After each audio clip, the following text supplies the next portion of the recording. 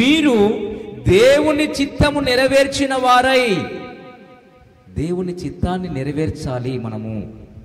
దేవుని చిత్తమేదో గ్రహించాలి మనము. దేవుని చిత్తము ఏమైందో మనకు తెలుసుకోవాలి.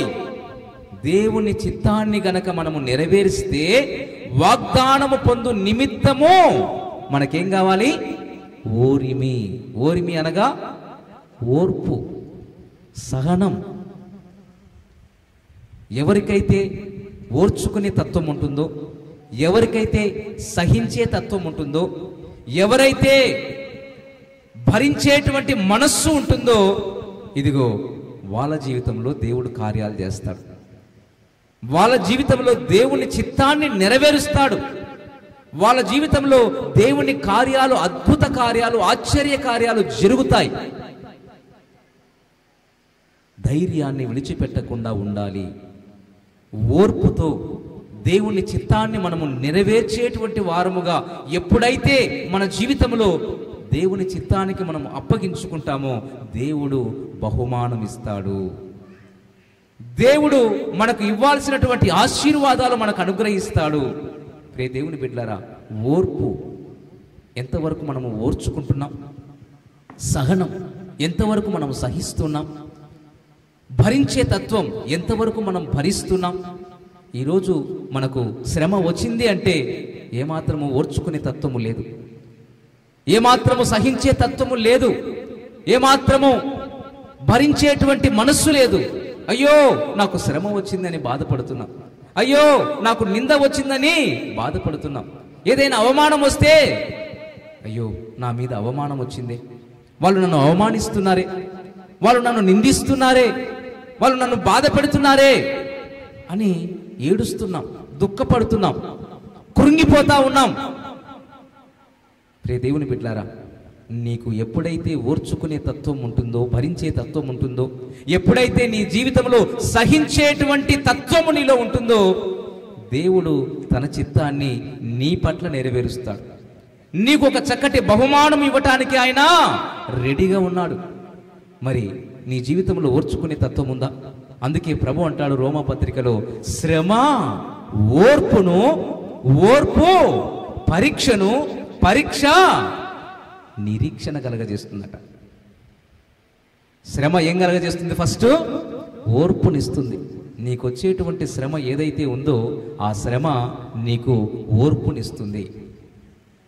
ఆ ఓర్పు నీకు పరీక్షను కలగజేస్తుంది.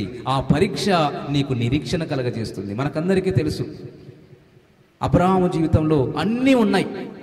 దేవుడికి ఎంతో గొప్పగా ఆశీర్వదించాడు, ఆస్తినిచ్చాడు, ఐశ్వర్యాన్ని ఇచ్చాడు, అడిగితే వాగ్దాన ఫలితమైనటువంటి ఇస్సాకును ఇచ్చాడు. అయితే తన జీవితంలో ఏమొచ్చింది? శ్రమ ప్రారంభమైంది. ఆ శ్రమలో ఈ అబ్రహాముకు ఓర్పు ఉందా లేదా అని దేవుడు అబ్రహామును పరీక్షించెను అని ఉంటుంది. అబ్రహామును దేవుడు ఏం చేశాడు? పరీక్షించెను.